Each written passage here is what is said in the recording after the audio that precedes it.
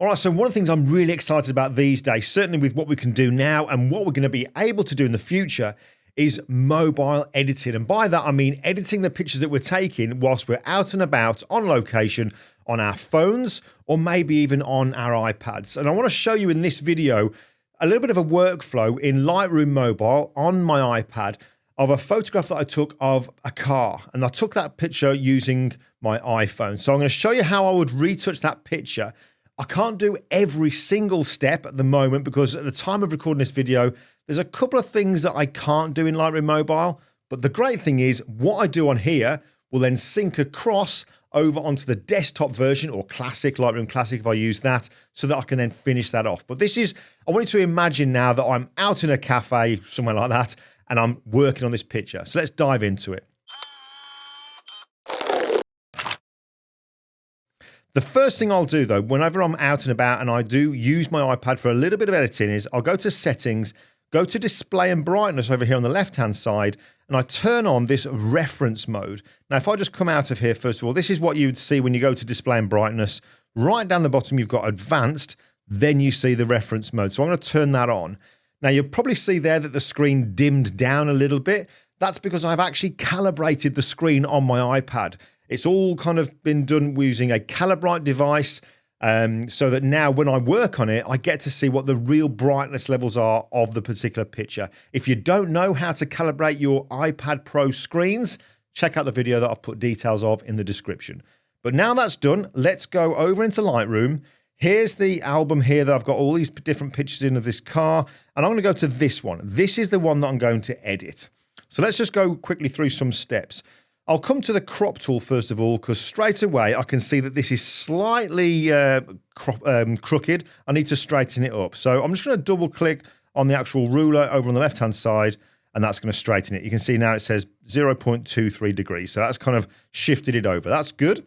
I'm also going to change the aspect ratio to 16:9, give it a bit of a cinematic feel, and I'll probably drag it around to about there. That's good. So we've got plenty of road, the cars at the bottom, plenty of sky at the top as well. So we'll click on done. Now, when I look at this picture, straight away my eyes are drawn to those painted lines in the road. So I need to get rid of them. And to do that, I'm going to go to the remove section here, and I'm going to make sure that generative AI is turned on, because there's a lot of texture in that road there that I want it to be able to recreate so that when I remove it, it looks realistic. We can change the size just here. So I'm going to bring that up a little bit. And I'm going to drag over from the right-hand side, and let's see if I can get this all done without lifting off. So it'll do it all in one go. So we go for there and include it to there, then let go. Now, automatically in Lightroom Mobile, the remove tool gets to work. It takes a few seconds, and then it'll give me 3 variations that I can choose from to see which one I prefer that's actually remove those lines. So I'll then click on refine. That's the first one, the second one, and the third one. I'm probably going to go with the second one. I'll go with that one there. That's looking good. Then we'll click on done. Next thing I'll do is I'll go to the presets, and I'm going to use a preset that's in the yours section here. And it's one of my very own called Dark and Moody. You can get hold of that if you go to my website, glynjewish.com. Just join my newsletter group, and then you'll have access to a page with lots of subscriber-only content. This preset is in there. So I'll click on the preset, and you can see what it does. It kind of saturates a lot of the colors, apart from maybe a little bit of the orange in that background and certainly the red on the light. So now that's been applied, I'll click on done, and we'll go into some of the settings. So let's go to the color section and the color mix. And you'll be able to see now, look, if I go to the yellows, can you see how they're desaturated? Let's just double click on that to set them back to 0. And now look, I'm getting this lovely burnt kind of look in the actual background area just there. I can change the hue just to dial it in to look exactly how I want. And obviously I can change the luminance, the brightness value of it as well. So I might take it to maybe around about there will be good. Let's have a look at some of the other ones. Let's take the greens up as well. Change the hue on that. I'm really liking this because I know this particular car, if I go to the blues, you can see, look, the saturation of the blues is way down. This car is really quite a vibrant blue, and I love that. I can also brighten the car up a bit by taking the luminance value over to the right-hand side. So that'll probably do me for now. I'm really liking that background. There's more I'll do with that, and there's more I'm going to do with the road in a short moment, in a short while. But let's have a quick zoom in here. Let's see if I can do this. Now, this is one of the differences here with using the mobile version compared to Lightroom Desktop or Lightroom Classic, because when you use the remove tool, you can click in one area and then hold the shift key down and click in another area, and it'll draw a line between the two and then do the remove on that particular line. I can't do that on here. So what I am going to do is try to freestyle this and just clean up this area right at the very bottom of the car where we've got this little bit of a puddle. I don't like how my eyes are being drawn to it. So I'll go back to the remove tool. Let's just check the size of it. I'll bring it down. Let's just see how I do this. I might have to leave this until we get back to my desktop. So let's just try and freehand it. Try not to go over the car too much. And hopefully that AI will be able to kind of figure out what it needs to fix. Let's just come back over here. Then release, then it'll get to work. I just want it to be dark underneath the car, but obviously not to affect the bodywork. So a few more seconds. Actually, that's not bad at all. Let's click on refine. Let's go to there and there. All the same, really. Yep, very happy with that. Click on done. Brilliant. All right, let's move out. Okay, so one of the things about this scene here is the sky, I remember on the photo shoot, was absolutely fantastic. So really dramatic. So let's bring out some detail in the sky. Obviously, we're going to dive over to the masking. A lot of this retouching here is going to be done in the masking. I don't know what we did before that was in Lightroom, but I'll click on the plus and we'll go to select sky. You'll see straight away we get this red overlay telling us that that's the area that's been selected, but as we expect, really, it's gone a little bit too far. So we can see that the red overlay is coming into the distant hills and a little bit on the car. Now, with Lightroom Mobile, at the time of recording this video, we don't have that intersect command that you'll see in Desktop and Classic, where we can use that to very quickly improve masking. However, there is a bit of a workaround that we can get the same result. So let's just do that now. So I've got a selection of the sky. I'll then drag out. So then I can see here, look, subtract from mask. So we'll go subtract from mask. This time I'm going to choose select sky again. But what you're going to be left with is, look, this little area here of red, this very soft area. It's almost like the feathering that we get left with behind. Obviously, we don't want that. We want the opposite of it. We want the sky. So all I'll then do is come over to the right-hand side where we've got this little invert icon just above the trash can. I'll click on that. Watch what happens to the selection. Look at that, way better than before, much, much better. So that I'm really happy with. It has missed a little bit in the window here. I'm going to leave that just for now, just to see how it looks. I might have to do that when we get back to my desktop. Let me just rename this mask here just for a second. I'll rename it, and I'll call this one just simply Sky. Okay, click OK. Now I'm going to come into the effects section. Definitely start to use that dehaze. I mean, look at that. Look at the detail in the sky there. Really dramatic sky. I love it. Obviously, if we use dehaze too much, we can start to affect the saturation, the colors within that area. I can see now the clouds are getting a little bit kind of like a muddy, browny, orangey yellow kind of looking. So what I will do, and this is generally what I do whenever I use dehaze, is I'm going to come to the color section here and I'm going to desaturate it. I only want gray clouds. That's all I want. I maybe want a little bit more information as well, a bit more detail over in this left-hand side that hasn't been included. So what I think I will do is now I'm going to create another mask. I'm going to get a radial gradient and I'll click and drag out like so and just position it in this area just here. Because now I can then dive back into the effects, dehaze, and just bring that up a little bit. Not too much. Like you can see, very easy go too much here. Take it to say there. That's definitely better. And again, I'll go into the color section and take out the saturation. All right, let's just rename that mask there. Rename, and I'm going to call that one Sky 2, just so that we know that that was the second area of sky that I worked on to bring out the details. All right, cool. Next thing I now suppose we should work on is the car itself. So again, we're going to go to a mask. I'm going to go to select subject. The AI should realize that that is what the car is. The car is the subject. But just like with the sky, can you see how the selection is just a little bit too generous? It's coming over onto the road a little bit more than what it should do. So we can do the same thing that we did with the sky, that removing excess parts of that mask exactly the same way when we're using it on a subject. Let me just show you. We'll just go to subtract from mask 1, which is obviously the car just there. So subtract from mask 1, and we again choose select subject. We'll then be left with that kind of feathering around, that glow going around it just there. And all I need to do is come over to the right-hand side and press that invert, like so. And then a much, much better selection now of the car. Let's make and change the name of that mask there before we do any alterations. So let's just tap on there, call this one car.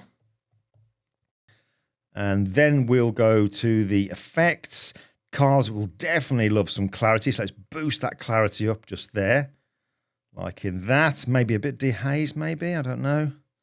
Something like that. Definitely let's come to the light section, increase the exposure on the car. So maybe something like that. Bit of contrast. That's looking good. That's really making the car pop. But there is one thing I'm noticing now with the car here.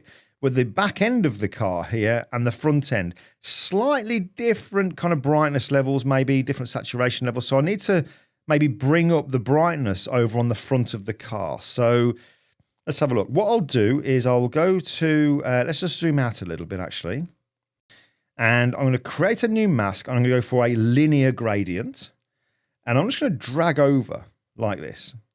So we've got the densest part over on the right-hand side, and it kind of feathers off and fades out as we come over to the left. So what I need to do is kind of position that there. So we get a dense area over the front of the car, which I need to affect and change. This back end here doesn't need to be touched much at all. So maybe about there. That would probably work. Let's have a look. Let's just bring that in a bit tighter. Maybe to there. So now look, that back door there is hardly being touched. The rear bumper, definitely not being touched, the rear boot and what have you. So now what I will do is just rename this. I'm just going to go to, I'll put car front, something like that so I know what it is. Car and front, and click OK. Then let's come into some of the settings here. So I guess exposure, let's just bring that. Oh, in fact, before I do that, look what I need to do. At the moment, that linear gradient is going across the whole of the picture. We don't want that. I only want it on the car. So let's just go subtract from car front, select background. So now that's only going to be on the front of the car. Let's have a look here. Press that down there. Okay, so now look, when I do this, we're only affecting the front of the car. See that? So we'll go for something like, that's better. That's definitely looking better, more in tune with the front of the car. Okay. Yeah. About, say, there works for me. All right, I'm happy with that. Let's check the colour. Maybe warming up just a touch, maybe. Just playing around with this now, just by eye, just trying to eyeball it. Probably the best time to do that's going to be when we're actually on the main computer. But I think that's looking good. I'm happy with that. Now what I want to do is bring up some information, some detail in those alloy wheels, because in there you've got the disc and you've got the red calipers. So let's have a look at this. We'll go for another mask. We'll go to radial gradient. What on earth did we do before we had masking in Lightroom? I really don't know. So we've got a radial gradient. I'll click on the wheel there and drag outwards like so. Let's go to the light section, bring up some exposure. There we go, starting to see the discs now, look. Some shadow detail as well, and there's a little, just about see the red caliper on that wheel. Let's rename that mask there to rename, and we'll just call this one rear wheel. I now want to do the front one, so I could create a new mask. I might as well just duplicate it. Let's just move that across. And we'll come to the three dots here to the side of the ellipsis, and I'll go to duplicate. That's going to obviously double up on that one on the right, so I'll just drag it over, look. There we go, and I can place that. Look, there we go. There's the red calipers. Fantastic. Drag that, reshape it just a little bit. Something like that. Let's just click, let's just rename this one actually before we do anything. Rename. And let's just change this to front wheel. There we go, front wheel, and click OK. Click done. Let's double click to go zoom out. And I'll just hold my thumb down now on the screen just to see the before and after. So hold it down. There's before, there's after. There's before, and there's after. Wow, massive, massive difference. Really noticing the difference there. That window definitely needs to be selected though, because you can see a little bit of a difference in that. All right, but that's looking good. So before we go into my desktop, imagining now that I've come back from the cafe, What I've done on the iPad has now synced over into my desktop so I can carry on the edit. Before I do that, I do want to just do one extra little thing, which I'm loving doing on these pictures now. Let's just come into the blur just here, this lens blur. I want to just blur that little bit at the front part of the foreground of the picture, the road, so that your eyes get drawn into that car. So we'll just drag up the blur amount, something like that. I'll take it to maybe 45, and that'll apply that blur on the front. So again, now look, if I just hold down, in fact, let's just go to the focus area, and I will target it, and I'm going to drag it over onto the car. So we know that the car is going to be well and truly in focus. And that's where this kind of line here represents what's far away and what's near. So we know that the car's kind of around about here. So the foreground is going to be slightly out of focus. But I'm really liking that. We can check on that in a moment in desktop. Let's just click apply, let it do that. And again, now let's do before and after, before and after. So imagine now then that this is what I've done. I've had the shoot, or I'm just killing a bit of time while I'm out and about in a cafe having a nice coffee, doing a bit of retouching so that when I then get back, I can carry on and just finish the picture off. I just love how this has given us that opportunity now to do stuff, make constructive use of our time when we're out and about. So that's what I'm going to do. I'm now fast forwarding to coming home and jumping onto my desktop. All right, so now I'm back from the cafe. I'm at home. The iPad's been put away. Everything that I did on the iPad is now synced across into Lightroom Desktop. And if I dive into Lightroom Desktop, we can see here, look, this is the image that I've been working on, the one that originally had this 1 star. So I'll press D to go to the develop module, and this is what we've got. And yeah, straight away, look, there's that problem area just in that window there. So let's just zoom in to 100 and see if I can fix that. In fact, now we're here, look, you can see it's green as opposed to the background here being that orange. So maybe if I go to the colors, there was something I did within the colors here, the color mixer, that's maybe made that stand out like it is. So let's have a look here. I'll go to the hue, and let's just play around with the greens. Just bring them up. There you go. Ah, there you go.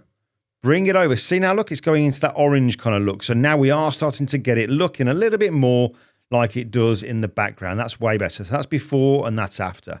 Brilliant. Okay, liking that. Maybe go to the luminance, the brightness value of it, can bring it down a touch. Something like that. It's looking good. All right, and maybe the saturation, how's that looking? Just bring that up. Yeah, okay, that's much, much better. Now I've got to try and make a selection of this area here, this bright area. We've got the hill, we can see that coming, coming down just there.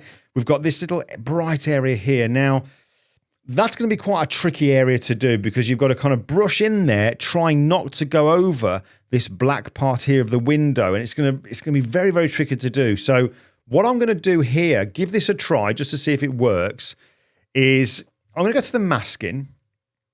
And rather than me adding to the sky mask into that particular part there, I'll create a new mask.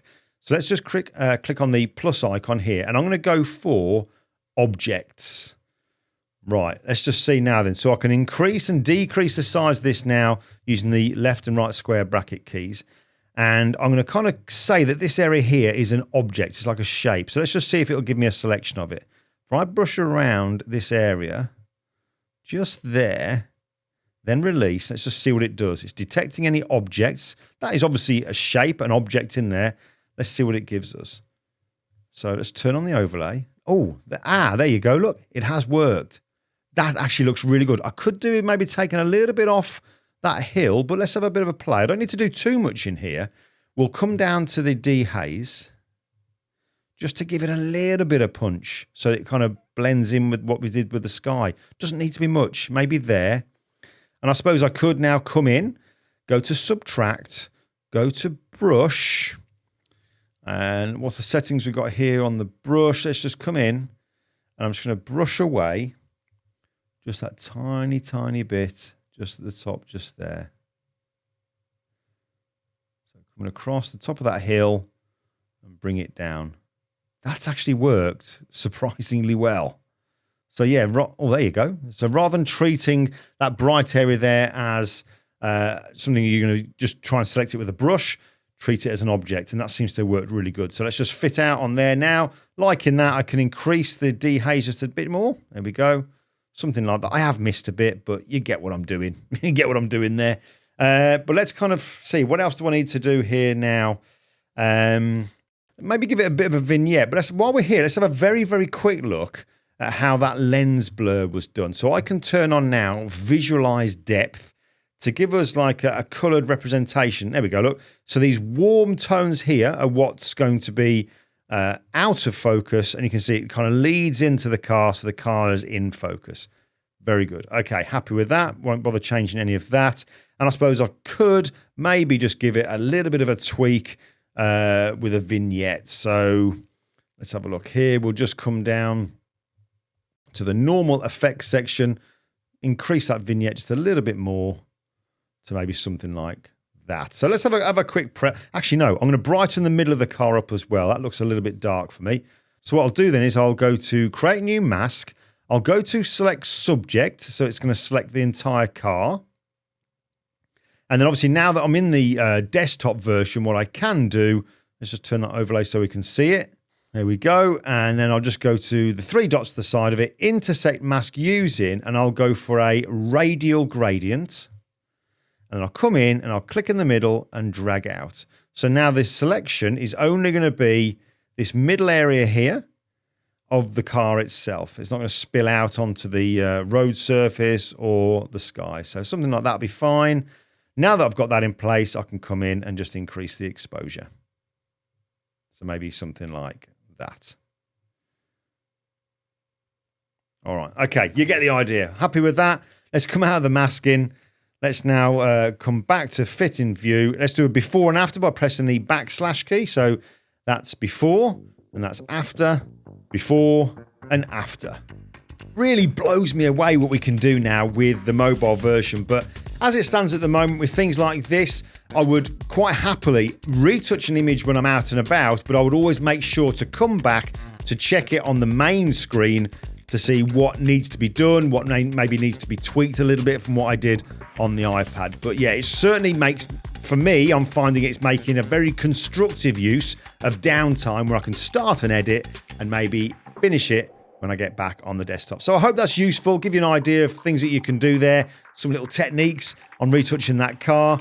If you got something from it, as always, click on the like button, subscribe if you haven't already, and I'll catch you in the next video.